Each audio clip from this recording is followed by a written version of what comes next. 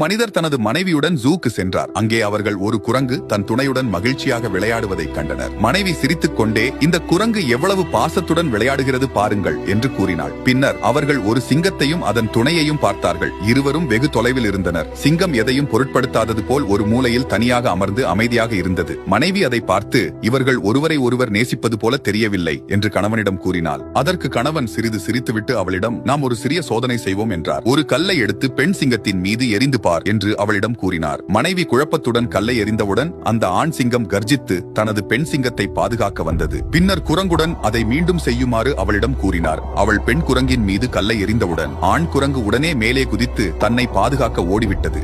இதிலிருந்து ஒரு விஷயம் புரிகிறதா? நீங்கள் பார்க்கும் அனைத்தையும் நம்பாதீர்கள். இன்று சிலர் குரங்குகளைப் போல அன்பை காட்டினாலும் பிரச்சனை வந்தவுடன் முதலில் ஓடிவிடுவார்கள். மிகச் சிலரே சிங்கத்தைப் போல் இருக்கிறார்கள், அதிகம் வெளிப்படுத்த மாட்டார்கள். ஆனால் அவர்கள் உண்மையாக நேசிப்பவர்கள். உண்மையான அன்பு என்பது வார்த்தைகளிலும் செயல்களிலும் இல்லை, அது கடினமான நேரத்தில் உங்களுடன் யார் நிற்கிறார்கள் என்பதுதான்.